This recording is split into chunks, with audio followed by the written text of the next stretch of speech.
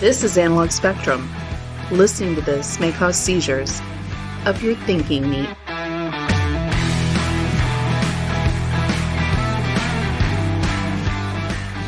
All right, hello everybody. This is Tony, and I'm here with Doug, and you're listening to Analog Spectrum, and we got a whole nother batch of podcasts we're loading up. Yeah, I don't. Where are we starting? I'm not sure which one we're starting with. Let's start with let's just go easy and we'll talk about the South Africa trip. Oh, that's great. Yeah, I'm kind of looking forward to talking about that anyway. Yeah, we've been wanting to talk about that.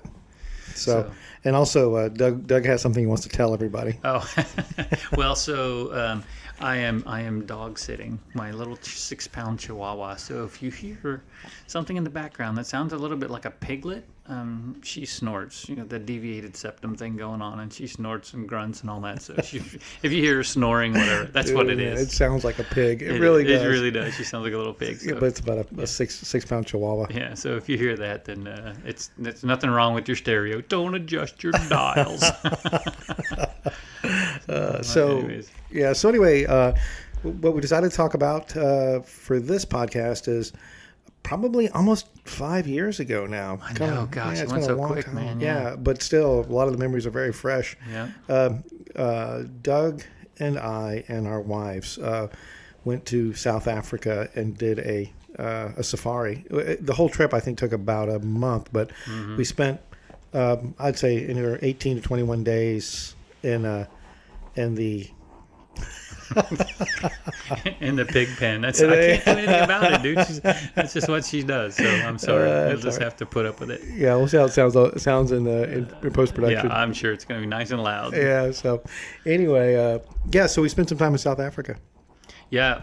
So my wife's whole family is from there. She's from there, and her whole family's from there. And when we say, this is important, I think, distinction to make, that when we say we went on safari, we legit went on safari. This is not like going to that stupid dog.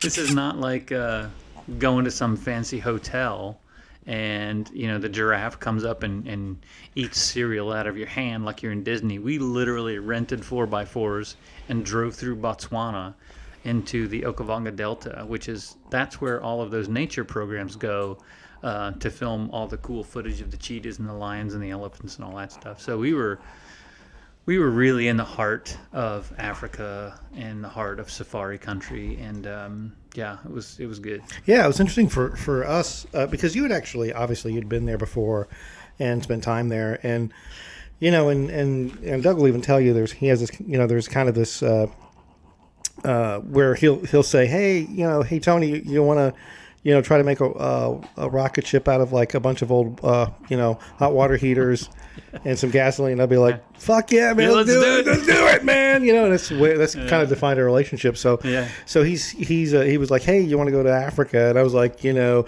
he starts kind of describing it. And I was kind of like, yeah, you can stop. Yeah, I will go. We'll go, And it was kind of during a transitional phase, I think, for me and my wife anyway. I didn't have a whole lot going on. I mean, I just recently changed jobs, but the stress the stress that comes with the work hadn't really kicked in, and right, et cetera. And you hadn't decided to do your master's yet, had you? The doctorate, yeah. Doctorate, I think I'd gone ahead and I'd been accepted for it, but I hadn't started it. Started it, yeah. Yeah. And so, but I think you probably described a lot about trip expectations, but I just didn't listen. You know what I mean? Yeah. I was just kind of like, well, okay. You're probably like, no, seriously, man, we're probably gonna, And I was like, and so, So I think let's do it this way. Let me ask you questions. Okay. Because I don't think we've ever talked about this in depth. I mean, we've got like, it was a great trip, man. Thanks, Yeah. But I don't think we've ever really discussed it. But sure. So you guys have flown enough. You've traveled enough. But what did you think of that flight?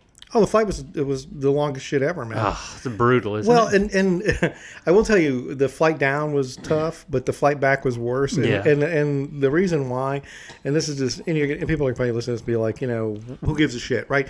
But you would think that if you were going to fly on a flight, and let's be very, very clear here, Africa is a big fucking country, okay? Okay, before I get a bunch of emails, my mouth got ahead of my brain, and I realized Africa is not a country, it is a continent. And again, correction, and continue with the podcast. So if you're flying from like South Africa, like Johannesburg or Pretoria, wherever the airport was, and by the way, that's a whole nother flight at that airport. But and then you're going to fly through Heathrow or whatever, and I think it's Heathrow almost every time. Yeah, long flight, but you would think they would have the airplane set up in a way, or they'd have seats that were made for this kind of 17-hour flight. But no, bro, it's coach. If you pay enough and go into first class, of course, business. Yeah, but it's rough. Yeah, but so you deal with that. But I remember like, okay, I'll be fine. But damned if that freaking jack for the headset for my seat did not work. Okay, so I got like 17 hours, and of course, I'm trying to be gentlemanly. So I got my wife has the aisle seat, and I took the middle seat, so I'm shoved in this freaking middle seat. Thank God there wasn't somebody sitting next to me that would even added to my your misery. Yeah, but no movies, nothing. I just basically sat there for 17 hours.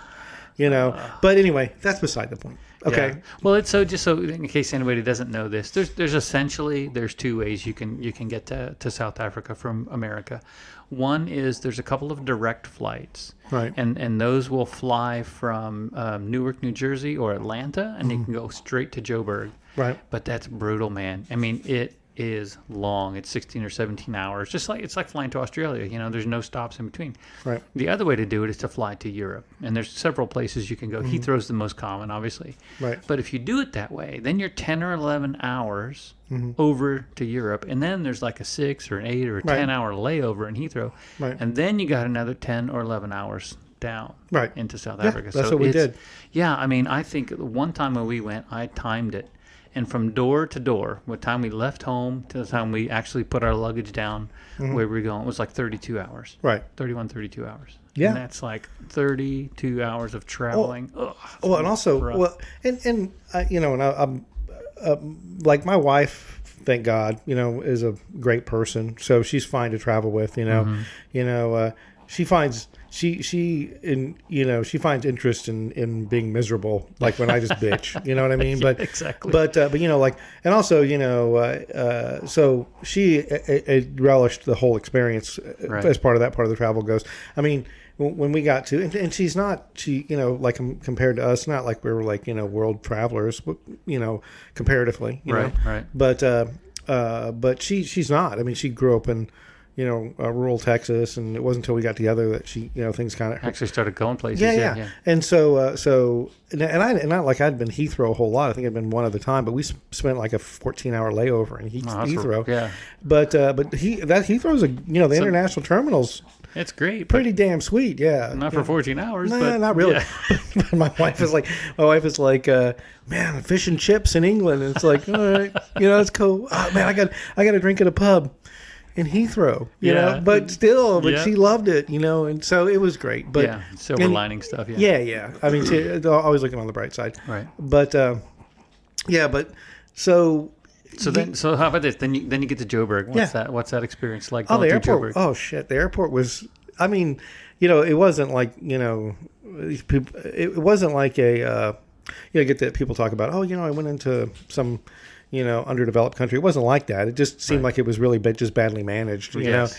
And so there was a long hike through there. That was fine. I mean, I think probably where I was in this, like, what do we all, what the hell? Okay, you have to start that over. No. Where the fuck, what are we doing here? That I think when I first had that thought, like, this is crazier. I don't know what I signed up for. That when I first had that thought was like when we had to, you were explaining to us, okay, first thing we need to do is go to the grocery store, get all our stuff, stock up for the trip. Yeah, and you were kind of explaining to everybody that this wasn't like going to like Lion Country Safari or or paying, this was all self-contained, right? Yes. And again, your wife's family, this is something they do, just like somebody here in the United States might plan a trip to Yosemite or Yellowstone and do that every now and again. This is what they do. Every 2 years, they go into the interior of Africa, and everything you might think about Africa, like how dangerous it could be and all that kind of stuff. That shit's for real. Okay, if you're thinking, oh, can you get attacked by a lion? Yeah, you can get attacked by a lion. You can get run over by a rhinoceros. And sure, that can also, you can get attacked by a bear in Yosemite, I guess, but. Right. But it is for realsy in Africa, man. I mean, you're like... Isn't it weird? Like, you get... So you know all of this, right? We right, grew up watching Lion Country Safari, right? We know that. But it is definitely different when you're there. Oh, of course. And you see the animals are legitimately wild. You're just driving your car, and next thing you know, an elephant comes out of the bushes, and you're like, wow. Yeah. But so but I really thought that, I didn't know what to expect, but I kind of had this expectation that we were going to get there. And we had, because we had talked about money and all that kind of stuff, and how we were going to give somebody some quantity of money, and then we were just going to jump on the bus and then we're going to go do our thing. I didn't realize it was just going to be like this self-contained camping trip. Right. That was run by, right. Your wife's family. And so and I'm going to be very honest. Like when we went to the grocery store, I kind of felt like that I was a third grader. And you were kind of like a fourth grader, like explaining shit to me. Like there was a lot of that going on. That's a good analogy. Like where it's like, what should we buy? And you're like, lollipops. Like, how many lollipops am I going to need? I don't know. Lollipops are good. Lollipops and beef jerky. And I'm thinking, just like, Doug, man, we had no clue. And so and the grocery store itself was like like an A&P from like 1968. Like if you think about the grocery stores we have in the United States now, this was definitely, if anybody's my age and you went shopping with your mom when you were a kid. Yeah, that's a good analogy. It's like that's what these grocery stores were like, and so. Can I buy fresh food? Should I buy nothing but canned food? Do they have SpaghettiOs? Is 12 cans of SpaghettiO going to be enough? Do I need to get 24? Yeah, exactly. And so, I mean, you're completely Lewis and Clarking this shit. You know what I mean? Yeah. So let's give everybody a little bit of a broader understanding of what we're talking about. So. Again, this is not like going to Disney. This is legitimately off-road, legitimately in the middle of nowhere in Africa. And right. The infrastructure there is not like it's here. You can't call AAA. You can't. You're legitimately on your own, And there's plenty of people in this country that do like four-wheeling and hunting and stuff where they go out in the wilderness on their own. That's essentially what we were doing. But so what we did is in Johannesburg, we rented 4x4 vehicles and towable trailers, and we drove up to Botswana, and we went to a place called Mabua Sahubi. Which means red sands. Red sands, yep. And the idea, it's a national park, but the idea was that we're going to camp there and all that sort of stuff, but you need to be self-contained. Right. They do have water in some of these places, but you can't rely on it because, again, the infrastructure is not great. And you can't drink it. It's for showering, it's bathing and that kind of stuff. You have to pack in all potable water. So we packed in all of it. That's what we did at the grocery store. We was like, how many gallons of water should we go? Right. I don't know. How many do you drink a day? And so on. So we went through all of that. But the same with like snacks. We all the crazy flavors of potato chips that they have over there. So anyway, and then the last part of this is that there was about 18 people or so altogether that went. Yeah. My wife's extended family and husbands and wives and all that sort of stuff. And so one of the things, some funny stuff. Anyway, one of the things that we like to do though is we set up cooking teams, right? So obviously the Americans were on a cooking team together, and the way it works is basically you cook a meal for everybody. That was Doug's dog. Yeah, right. That was totally. But you cook a meal for everyone. So we had to cook a meal for 20 people basically. Right, twice. Twice, yep. And then all the rest of the time somebody else is cooking, you get to eat. So it's instead of trying to fend for yourself every single evening meal. So this one's going to go long too, I can tell you right now, because there's so many fun. There's a lot to talk about. So well, it's funny. Well, so we're renting vehicles, right? And okay, so just to kind of bring closure to the grocery store thing, we basically bought a lot of food and a lot of water, like 2.5 gallon jugs of water, and we're just kind of like, I hope this is enough, and right. And I'm going to go and just kind of jump to the end here. even though it was a total shot in the dark, everything was perfect. Yeah. Like we didn't run out of water. We didn't come back with water. We didn't Right. run out of food. We didn't come back with food. Right. And most of it was just like snacky and stuff like that. And the two meals we prepared were chicken one night and it was odd because they weren't super familiar with like grilled chicken. We kind of introduced them to that. And did you buy the chicken? Yeah, clearly you had to buy the chicken in South Africa. Yeah. Yes. And then and by the way, super quality meat in Yep. South Africa. That was good. Yeah, and then the other thing is we made chili. Yep. Yeah, and I think I crushed them a little bit. I tried to prepare like Texas chili, but it was pretty hot. So Well, some people we made 2 pots. Remember? 'Cause yeah, we you made the- you made ones with beans. I made yeah. just meat chili. Yeah. Yeah, I made some not so spicy because I'm not a spicy guy. So Right on. So then we rented the vehicles. Oh yes, and vehicles right hand drive. yeah. So So we rented a what was that? I want to say Discovery, but that's not right. It's a Land Yeah. Rover. well, the Range Rover, not Range Rover, the one I can't remember what it is now. I should look it up. But one was like they're both were Toyotas, Yes. and one was just like what you would see like a Land Cruiser now, Right. Except 5 years old. Land Cruiser. That's it. Yeah, but it wasn't called a Land Cruiser. Every country gets their own name for these things, and then the other one was like an old school Land Cruiser. like the traditional classic Land Cruiser. Land Cruiser. Everything ran off diesel, Yeah. and that. Oh shit! That thing, man, it was very good off road, but Oh, God the Almighty, the it was traditional one? Yeah, slow. Oh, God, Remember you yeah, and I we- were in that thing, and we were trying to keep up with her. And these people drive like Texans, Right. 85 miles an hour towing a trailer. And you're Right. like, slow down. Oh God! Well, let me tell you, a couple of like I said, we'll just kind of keep it in track. Yeah, but that it was funny because that Land Cruiser, the traditional one, all diesel. I mean, it would fucking climb a tree. Okay, Right, that thing right. was geared to a way where it would. I mean, it would climb. And it didn't matter. But It didn't do it fast. Yeah, the 0 to 60 on that thing was probably, I would say, 8 tries. Yeah. You know what I mean? Like maybe it would take a whole like you could time that. You could time it 0 to 60 with a calendar. You know Yes. what I mean? It took like forever for it to get to 60. But it was funny because we got back after getting those vehicles, and I had to drive the Land Cruiser back. That's a whole nother Hold on, story. well, I got to get back to the thing, and that was just so stressful. Yeah. And so we get it back, and because it's funny because like I remember your wife was like, well, maybe Tony and Melanie want to go out by themselves tonight, just explore Johannesburg. And I was like, that's no fucking way I'm gonna do that. No way am I gonna go get lost in Africa in a right-hand drive. Land Rover. in Johannesburg. Yeah. I was like, I am not leaving, and I'm gonna use this word. I am not leaving the compound because we were in a compound. Okay, that's the way it was. Okay, so I was like, no, we're good. Yeah, we're good. Yeah, we'll eat peanut butter. Yeah, well, we're fine. And your wife's family is so nice. Yeah, so super they're nice. pretty hospitable. Beautiful house. Yeah. Beautiful house. Yeah. So. Yeah. So I thought that was pretty funny though, because when we went to rent the vehicles, Yeah. they come with these towable trailers, and the trailers pop out, and there's a whole queen size bed in there. Yeah. And, it's kind of a tent / pop up trailer, but on steroids is a big one. Yeah. And they had to show us how to set them up and it was like they were teaching third graders, and I have this picture of you and Melanie when the guy's showing you how to put a pole in one of these things, and the look on both of your faces like, what are you talking about? Dude. We know how to put a pole in the, Yeah, that's not they went through every single little thing, and it was so tedious. It was, but I will tell you,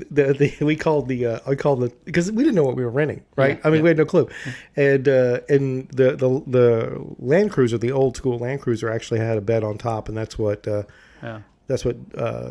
Doug and his wife stayed in. That's what we stayed in. And we were actually pulling a camper with that was actually somebody else's tent.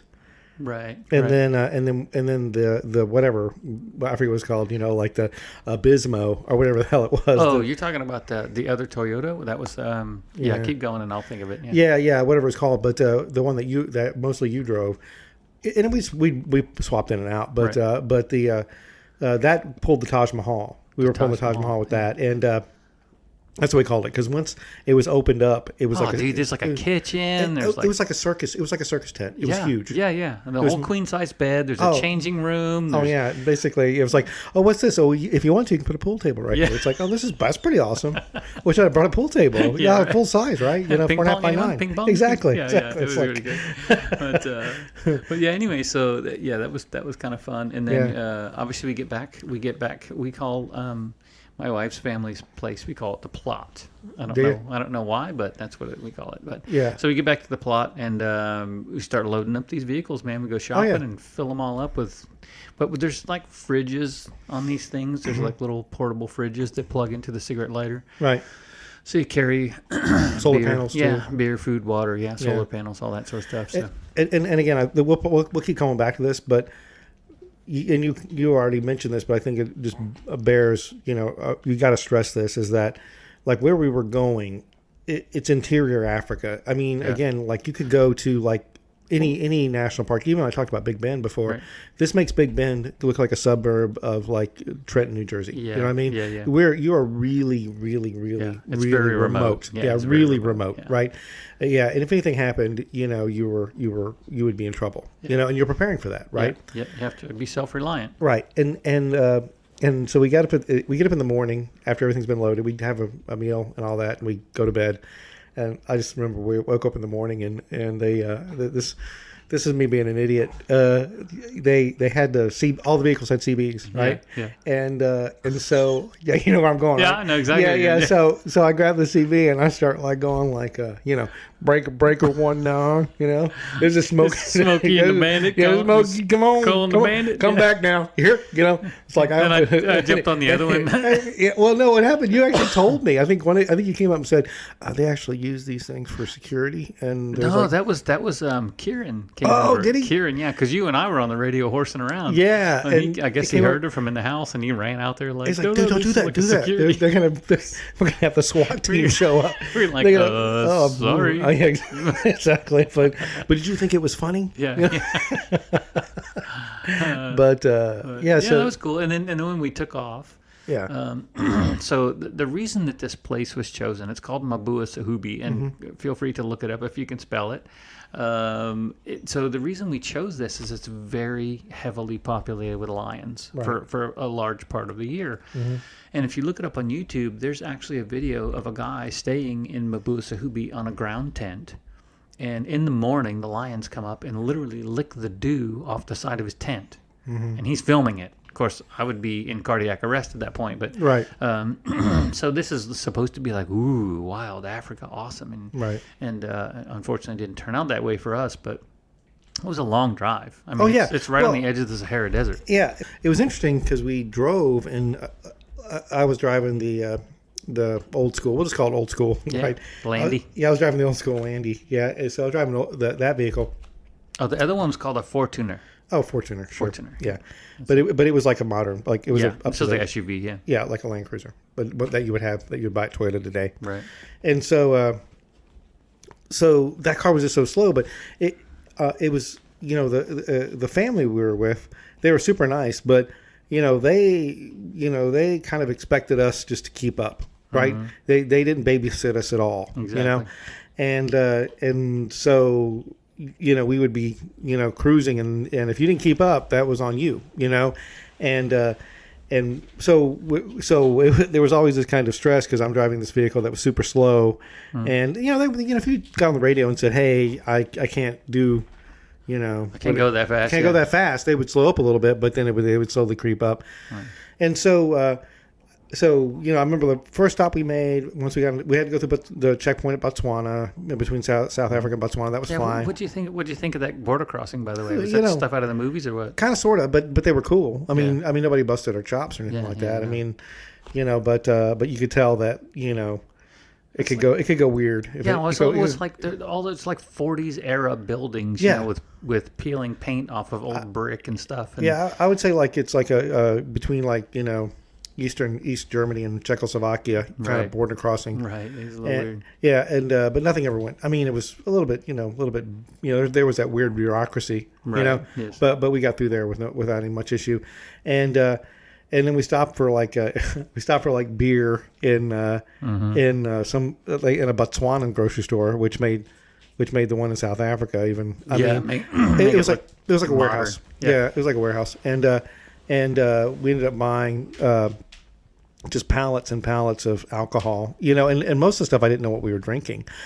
Some of it I was like, some of it was like canned wine. We found out later, even though it looked like we thought it might be beer. And I remember, I don't know if it's worth mentioning, but I remember like your brother-in-law, like Brother-in-law. yeah, I don't know. Emil? Yeah. So I remember him like chewing out the one of the people that worked there because they would only sell him I think he wanted to buy like. Oh yeah, there was limits. 12. Huh? Yeah, there was like 12. He wanted to buy like 12 cases, and they would only sell him like 6 cases, man. And he was just like, he went off on him. I was like, dude, the thing is though, it wasn't even all that good. I mean, it was okay. Yeah. I mean, it was a beer, right? I mean, it was like Budweiser quality beer, Right. but he didn't want like Pabst. You know what I mean? He wanted, Yeah. Whatever that was. But I mean, I'm not joking. It all tasted the same to me. You know what I mean? No, I understand. And, I'm not a beer guy either. well, I do like beer, but to Right. me it was, I'm gonna sound pretentious as hell, but they were like, oh, this is a better beer than that beer, and I'm thinking, oh, this beer is the damn same. It's just not, Yeah, right. it's not anything. There's nothing really special about it. And in retrospect, so, Right. but then we drove from there. We went on up through Botswana, and what was interesting is that I was always kind of like, oh my gosh, how much of this is going to be? What are the roads going to be like, right? Right. But they were super nice. Yeah, for the most part, yeah. Yeah, the only thing that was kind of weird was like one thing you kind of used to in the United States is that roads have barriers to keep animals like from walking right onto the road. Right. And so you think just drive, you'll notice every we're a very fenced in country, right? Mm-hmm. Not in Africa. I mean, they run right through. I mean, it's Mad Max, right? Yeah. And but a very smooth, flat, perfect asphalt. Some of the Right. best asphalt I've ever seen, right? And but sometimes you come across like a horse roadkill. You're like, wow, somebody Yeah. actually hit a horse. Yeah. And I think the first time my wife was like, oh man, we were in Africa, is like we got mobbed by baboons. Oh yeah, the baboons. Yeah, and that kind of That's what we stopped for lunch or something, right? yeah, Yeah. like right after. Yeah. Well, so I can't remember the name of the town, but there's a certain point on that trip where you actually leave the tar road and you get onto the the sand. Yeah, that was awesome. Oh man, that was great. I mean, it was probably 100 miles worth of sugar sand. Yeah, and we we all got drove out and through. let the air out of the tires. Yeah. Yep. And but that was fun driving. That was kind Well, of cool. You kept moving, further from what you thought was, you kind of had an idea where civilization was in your head, and every step, transition every was, transition, you're like, I'm getting further from, Yes. and it became very apparent. One of the things that's funny though was like we'd have to stop for gas, and we actually took in gas with us. We took in Right. several cans of some, what are the jerry cans Jerry cans. Yeah. of diesel fuel, but the family, the caravan, you would come up on a gas station, and it wasn't like a gas and sip like you'd have in the U.S. I mean, Right. it was a self-contained gas filling station, and they would hit that thing like flies on a carcass, right? You know what I mean? Like, and again, every man for himself. Yeah.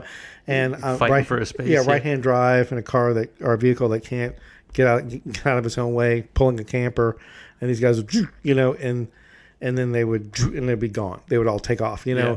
And if You're you like, weren't done wait, I still got to give fuel. I said, you guys took all the pumps, and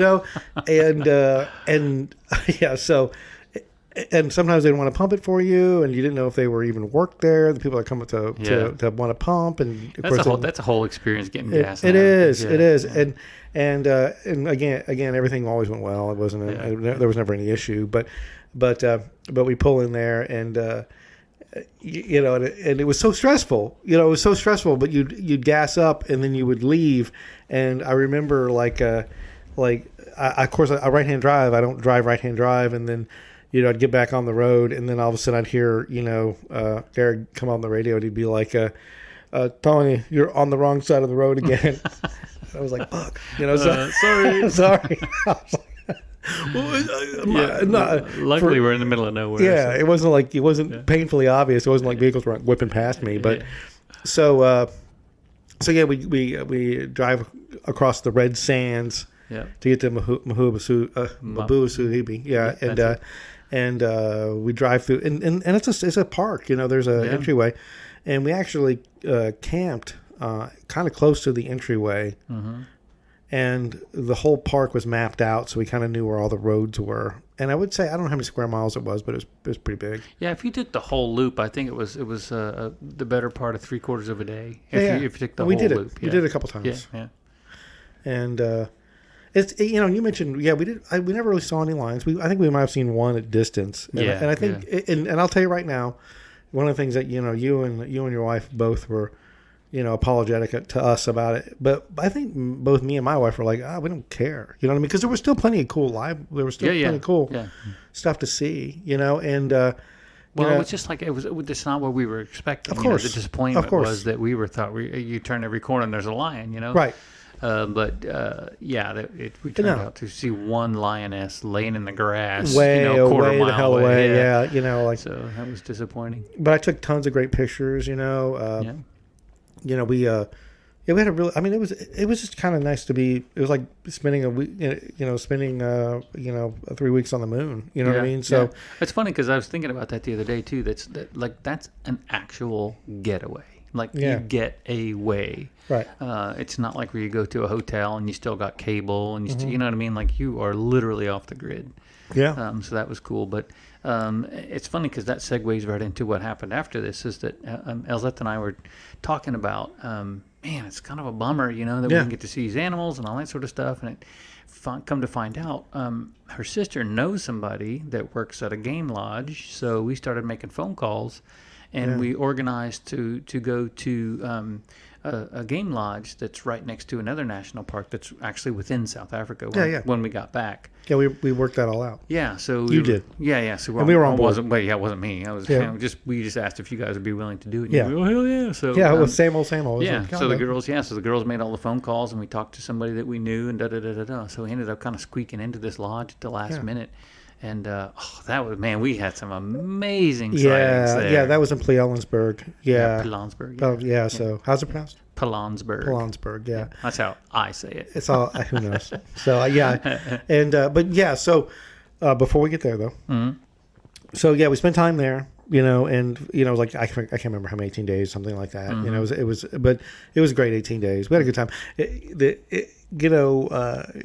I don't know if your family's going to listen to this. I apologize up front. Yeah. But every day we'd have like a bonfire. We'd have like this bonfire going, and it was cold, by the way. We were there kind of during their winter, and we did have a couple days that were like really cold. I mean, like freezing cold. Right. And two things, like me and my wife used to joke around about how. They're like the cleanest fucking people I've ever seen in my life, man. They were always clean. Like they'd be like, well, I'm gonna go and take my second shower over the day, and let me sweep the camp. It's like it's dirt, and my wife and I were like the Beverly Hillbillies, and we're like, I'm just every now and then going like, I haven't showered like in about 5 days. Do I stink? And she's like, I can't smell you. I'm thinking, good to go. But they were like, they've got like these portable clotheslines they're washing, and the other thing is that all the guys are like super testosterone driven, right? They're a lot of machismo, and so they were always doing these bonfires, and so we ran out of wood, and then and Doug and I would kind of be like, all right, well, we don't want to like totally go full on wimp, okay? Yeah. We didn't want to go full on wimp, and so we'd kind of be like, all right, we'll help out. And so they would take these vehicles out into the woods or not woods, out on the plain, and the brush, the brush, and they find like a dead tree.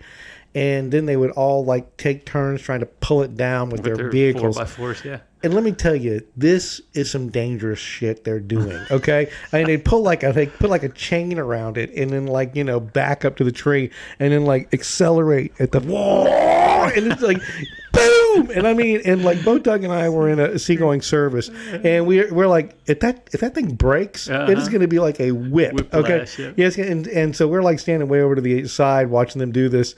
And it's just nothing happened. Thank goodness. Nothing happened because that was some serious redneck stuff going on. It would make somebody right out of the out of the Appalachia area going like, oh, if I want to do that. Hold my beer. I'm going to Yeah, show I you. did. Yeah, It was yeah. insane. Yeah. And so we did that. Yeah, and basically taking down entire trees for the big trees yeah. and cutting them up. And but I think also I was just like, does nobody have a chainsaw? Just cut it down, you know? Yeah. And you always had to have a person on the roof of a vehicle doing lion watch. Yeah. But so anyway, we got done with that.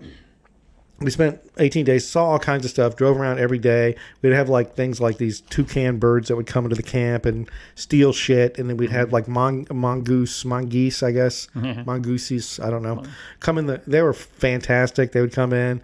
And then we were out driving around. We saw all kinds of ostriches and warthogs. And birds, man. There's like bird- 8 gazillion types of birds in Oh, Africa. insane. And I don't even know the different kinds of deer type animals, but there's dozens and dozens. We saw those. Right. And and it was just fun driving around. And they were always on the radio saying, oh, lion, and we'd all of us Spot would, this here, spot that there. yeah, all of us would haul over to one area. There were these pans, and they'd be numbered or named. And by the time we got there, there was nothing there. And so then we had to drive back. And honestly, I found this to be like one of the most interesting parts of the trip is that we had to drive back, and we went back into South Africa, a different route, and then we actually transversed South Africa probably from a western point, pretty far west, all the way back over to Johannesburg. And so we drove, this whole just across the farmland, right? Yeah. And it was really just kind of remote. It actually did remind me a lot of like West Texas. Yeah. And but it was you really got kind of that again, like Mad Max Road Warrior kind of vibe. Yeah. It's pretty desolate. It's very desolate, and a lot of stuff has happened in South Africa to that area, and you can kind of tell. Right. And then we and I know Doug wants to talk about this. So we're driving, and it starts getting dark, and they were like, hey, we want to get to this other point, and we can either do this long roundabout way, or we can drive like cross country on a dirt road. Shortcut. Yeah, shortcut.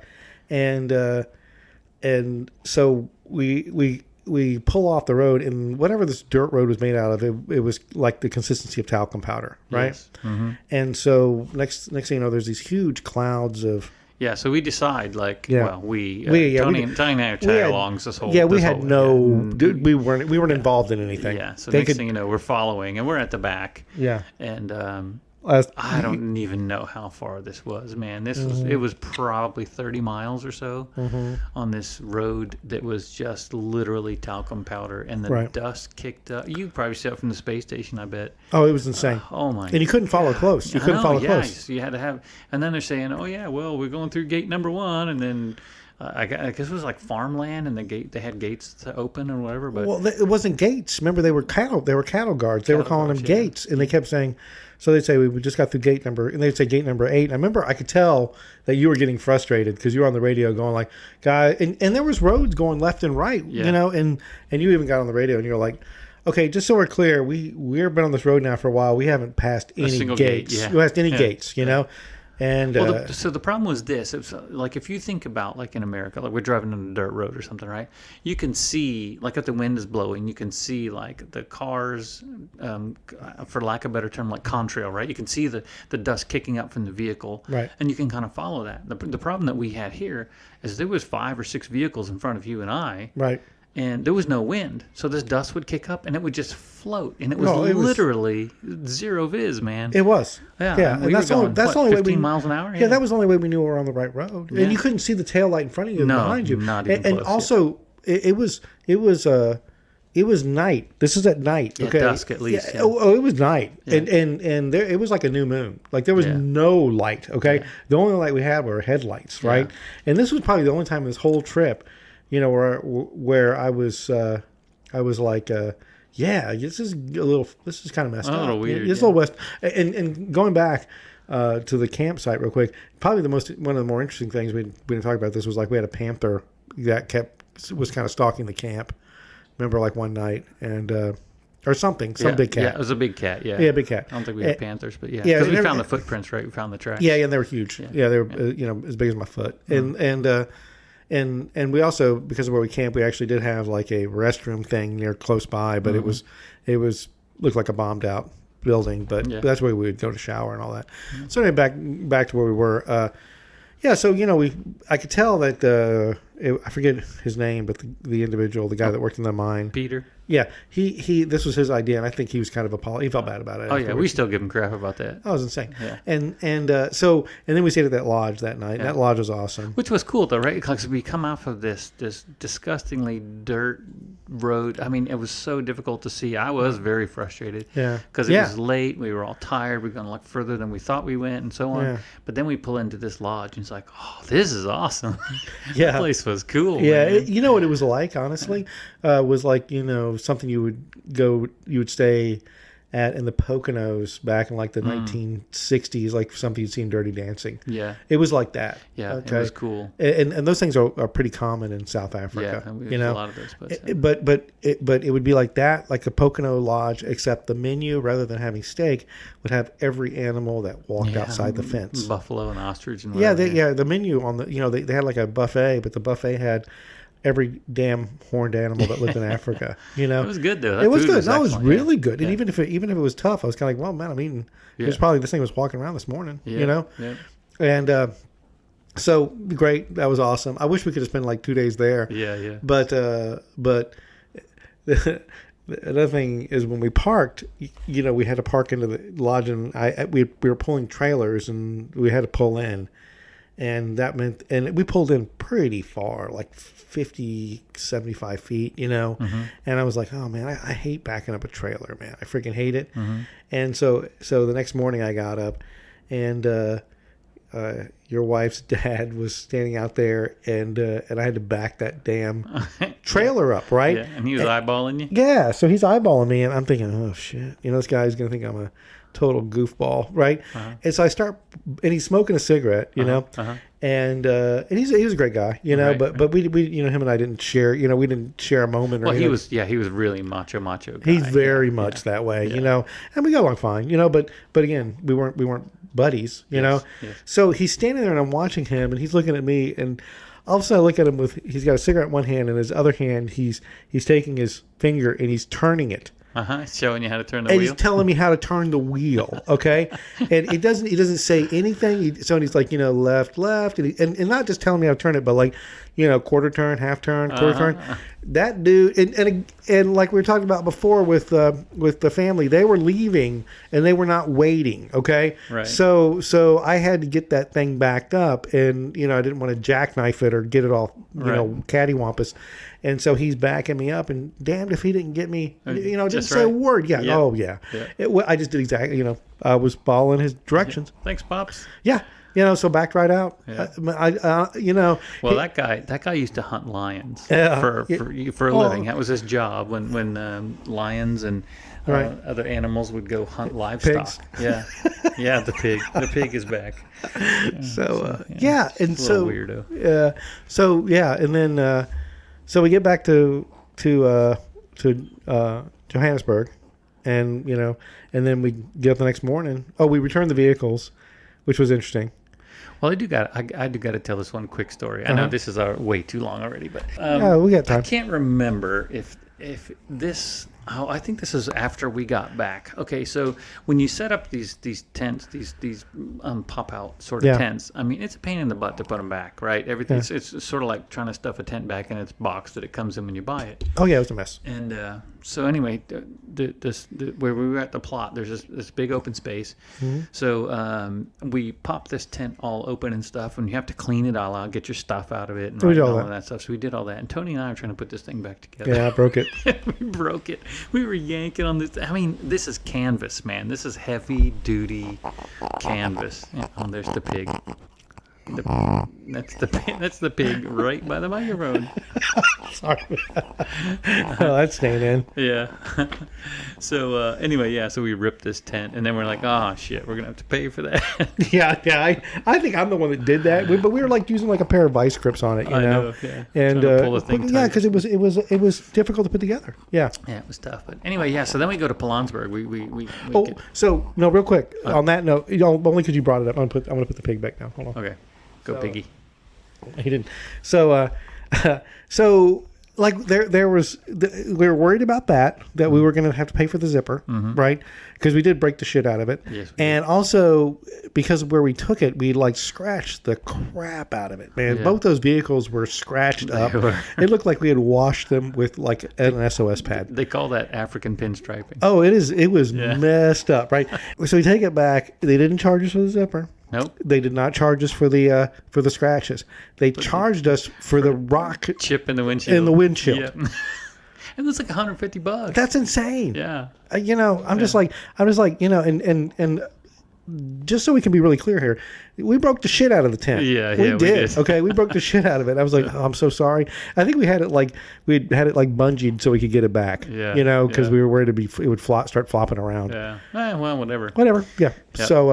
So then we go to the next place. Yeah, Black Rhino Lodge Yeah. in Pilanesberg, and that was Call awesome. out to that guy. That was Yeah, awesome. It was just We're beautiful. running short on time. Well, we got time, but we could spend a whole Yeah. the podcast We on could, that yeah, whole yeah. event. Yeah, that was great. But Yeah, because the whole thing was there's lots of things that happened when we went there, but as far as seeing animals, oh my word, yeah, we saw stuff. we saw stuff that people that have been going on safari for years have never seen, like Right. a pack of wild dogs actually calling one another from across the plains. That wild dog experience, That was awesome. Yeah. Awesome. So- We still have that sound of the wild dog Yeah. calling. We still have that somewhere. Yeah. Because Elzeth, I think, recorded it on her phone. yeah. So the individual that ran the lodge, he had like one, you know, and this is kind of what I was thinking our safari would have been like, you know, is that he had one of those vehicles you get in, you know, and That it's game viewing yeah, vehicle. a game vehicle, what was really kind of cool about this, and we're maybe jumping a little bit to the end here, we'll probably back up, but the wild dog thing happened like our last day, and he was like, hey, you know, and we were like, we got to get to the airport, and he's like, do you want to take one more ride? And we're kind of, oh, I don't know, we're, you know, got to, okay, well, let's just do it, let's do Yeah, it. it's like Okay. a morning drive. Yeah, it's like a morning drive. So we go out and we're driving, right? And we start heading down this place where they're doing like a controlled burn, and we go down to the end of this road, and there's these wild dogs. And Well, we saw the cheetahs first. well, we saw the we cheetahs. may have seen like one. We saw the two of the three brothers right by the fence line. Remember, Oh, because they yeah, I were guess. eyeballing the cow on the other side of the fence. Yeah, maybe. And then we sat there with them for a little while, and then we drove past the controlled burn, and that's when we saw Yeah, the yeah, wild dogs. yeah. But you know, so we end up seeing these dogs, and they're like 50% dog. And what I mean by that is they do some stuff that looks like what a dog would do, and other parts of the time they're just it's just weird Wild stuff. animals, yeah, just yeah. weird, wild crap. And they, you know, their coat is beautiful. You know, so just like, but it's patchy and. Yeah.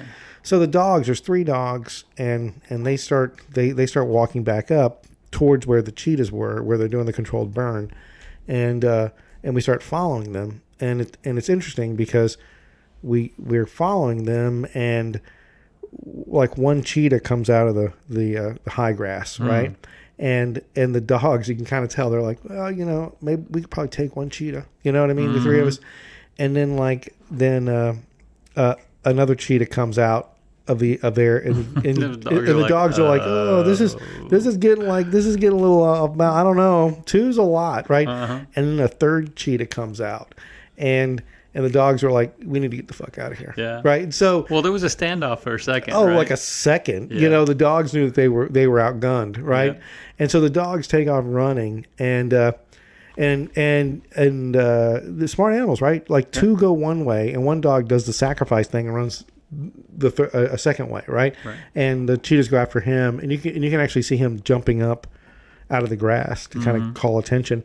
And we asked the guy, I can't remember his name, but you know, are they going to get him? And he's like, probably not. You know what I mean? I think they were mostly chasing them off from their territory rather than trying to eat them. But Yeah.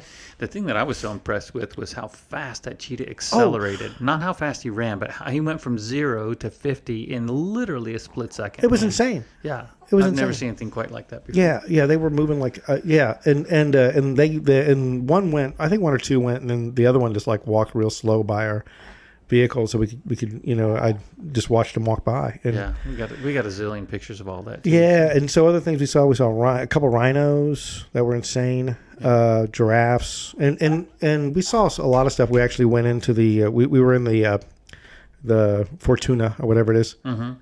Yeah, we hadn't taken. No. We were in. Oh, we were in a loaner vehicle. We were in a loaner one of vehicle. the family Yeah, vehicles, and we took one of the loaner vehicles into to the park. So we did both the game ride and we also drove in. So we were and it was funny because we actually saw like goat elephants, and what I mean by that, there was these elephants up on the side of this mountain that were like walking around like mountain goats on the side of this hill, and there was this big bull elephant in the road one time, and we got a bunch of great pictures, and he got real close to the vehicle, and I remember that guy said to you, yeah, did you see the elephant? And we're like, yeah, he was like about, like, I don't know, 20 feet from the car. And the guy was like, dude, he was like, if they start getting that close to the car, you need to go, and we were like, well, I don't know. You know what I mean? Yeah. It's like, well, we didn't feel in any imminent danger. No, he's eating a tree. You know what I mean? He was, chowing down some branches. It's funny, since then we've learned that, we went to a place up in Botswana called Elephant Sands, and they're pretty much experts in elephants up there.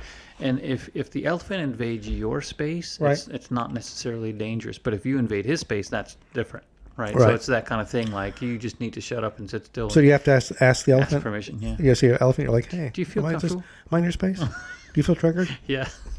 What pronoun should I use with you? Oh, boy, here we go. All right, is this a microaggression? Yes. So I'm going to move on from that. Is he standing on your head? Yeah. But the lodge itself was awesome. Oh, yeah. Got beautiful rooms. The Good food was amazing. Yeah. And that wasn't even like full service, because he barely had a skeleton crew going. He wasn't even I don't expecting us. think, We only gave him like a day's notice.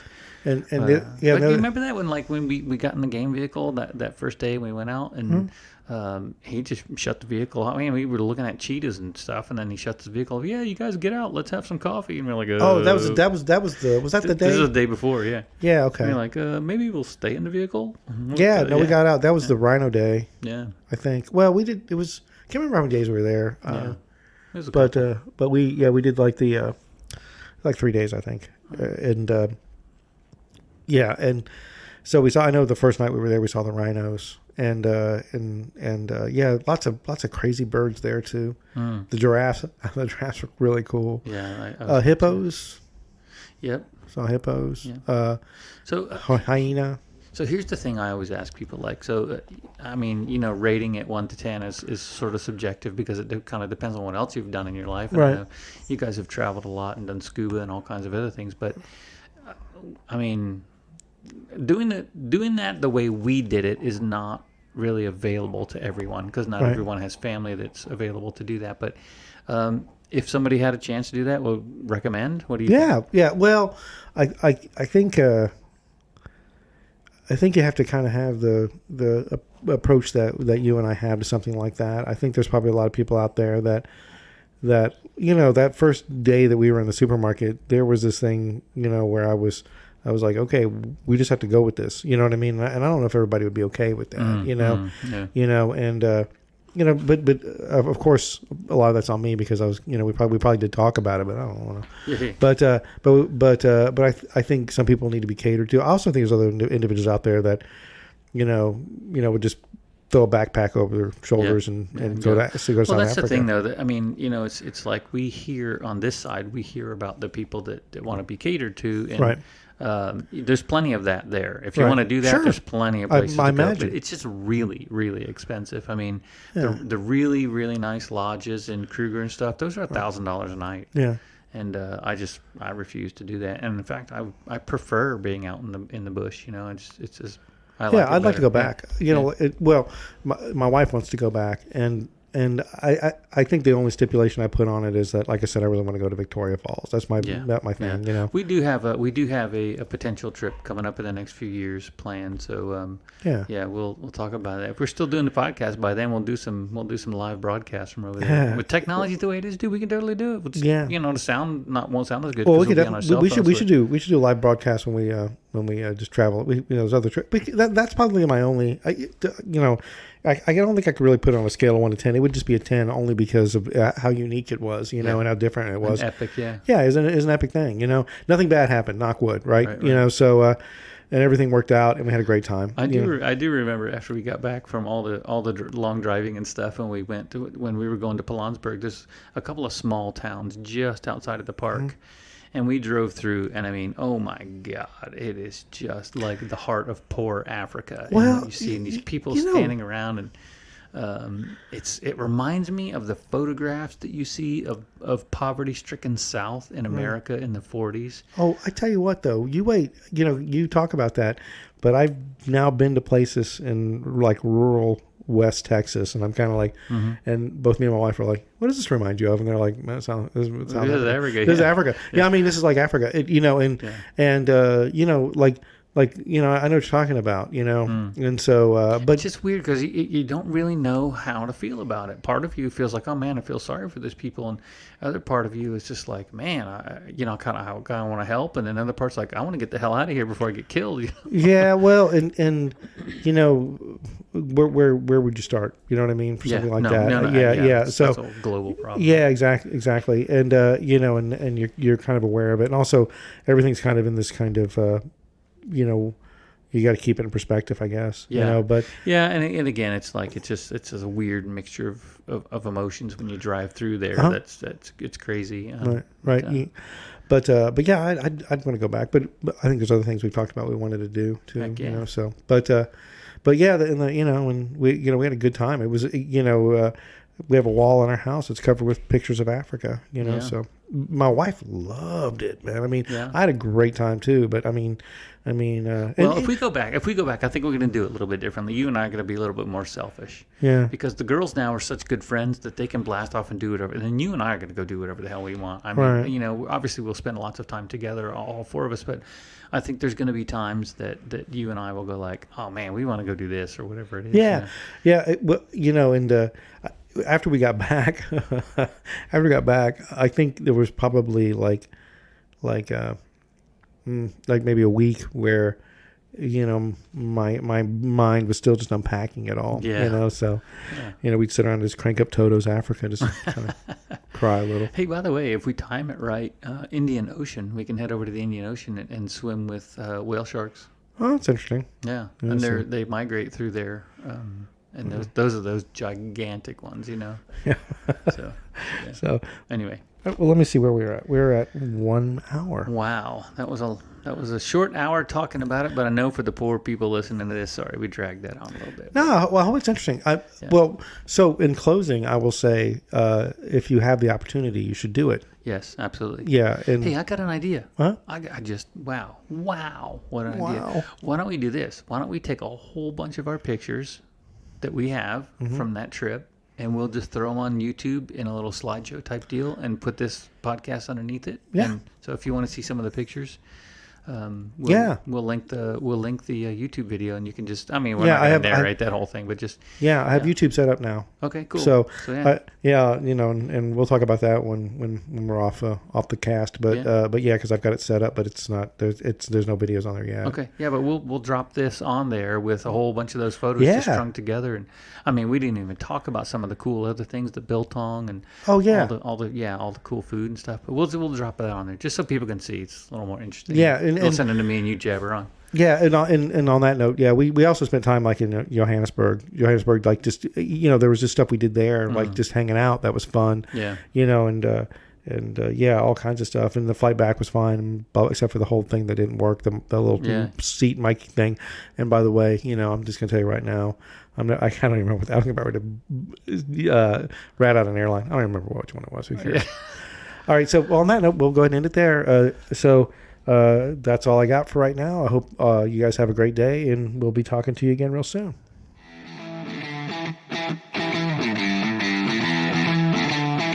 This has been an Analog Spectrum production and presentation. All you Spectrum maniacs out there, whatever platform you're using, are you following us? If not, why not? Following us is one small step for a man or a woman, but it is a giant leap for humankind. And it really helps get our small but ever-expanding show out there too. Also, please listen to all the episodes, or at least the ones you think might interest you. If you like it, then share it. Spread that positive Analog Spectrum vibe. It's a great way to show your friends and family how much you care. And I'd be lying if I said I didn't get a big kick out of seeing our numbers steadily rise. Finally, leave a comment and rate our show and the episode. 5 stars are always appreciated. Moreover, we want to hear from you. Share your show ideas and ask your questions. We'll even answer your questions on the show if you'd like. You can email us at analogspectrum, that's all one word, at gmail.com. If you tweet, then tweet at us. That's at Analog Spectrum. Finally, we have a Facebook group. I don't do much on there, but I watch it like a hawk. You put something on there, and I'll see it. Again, thanks for listening, and we hope you have a great day.